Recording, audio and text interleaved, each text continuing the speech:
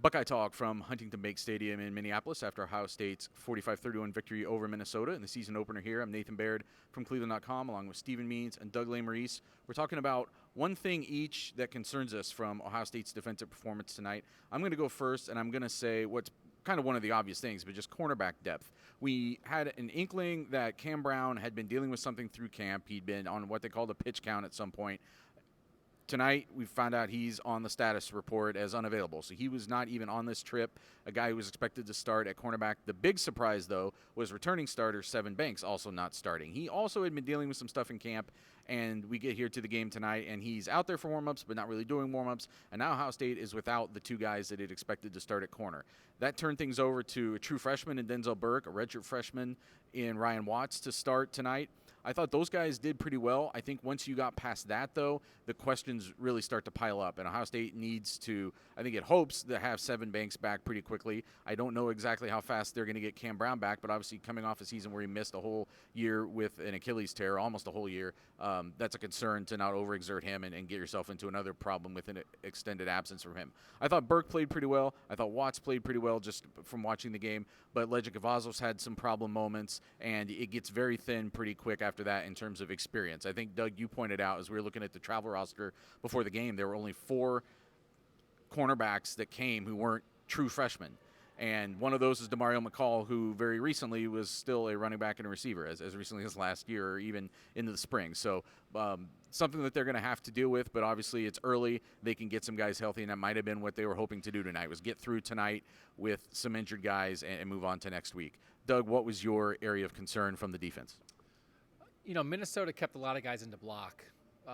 They were protecting with 7 sometimes, which put a lot of Ohio State defenders in the box. And so, you know, it's been a thing at times over the past couple of years where the linebackers miss tackles sometimes. I mean, linebackers do miss tackles sometimes.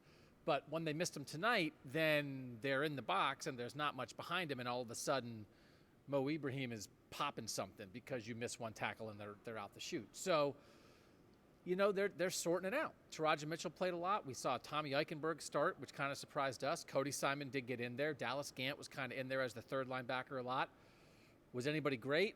I don't know that anybody was great. Was anybody terrible? I don't know that anybody was terrible, but they got to sort it out, right? They need to figure this out, and they're going to get to a point where you miss a tackle, and it might be the difference between winning and losing a game. So they're replacing their top 4 linebackers from last year, and they're sorting it. You know, the good chance they'll figure it out, but you could see them still sorting it tonight while they're trying to win. Yeah, a lot of guys rolling in and out of there, and Ryan Day pretty much after the game admitted they're still trying to figure out who their best players are on defense. Stephen, your area of concern. Yeah, before I say a bunch of negative stuff, I will say Josh Proctor looked great today. There were a lot of tackles he made tonight where I thought to myself, he wasn't making that a year ago, and he definitely wasn't making it 2 years ago when Trevor Lawrence ran 67 yards in the Fiesta Bowl. The problem is, he left the field with an injury in the second half, and Doug, you saw him after the game walking to the bus, and he was in a sling.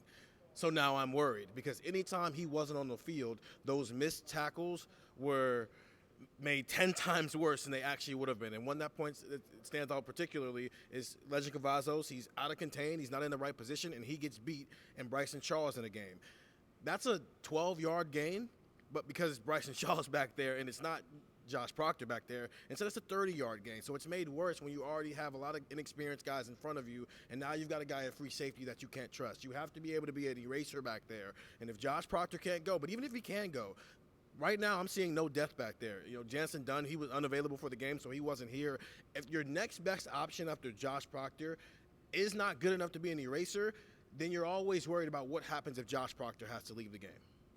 And Jerron Cage, another guy that they expected to be in the defensive tackle rotation, also was unavailable for this game. So I think maybe just the big overlying concern for Ohio State's defense going into Oregon is just how many of these veteran guys are going to be available against what might be the best team Ohio State faces the entire regular season.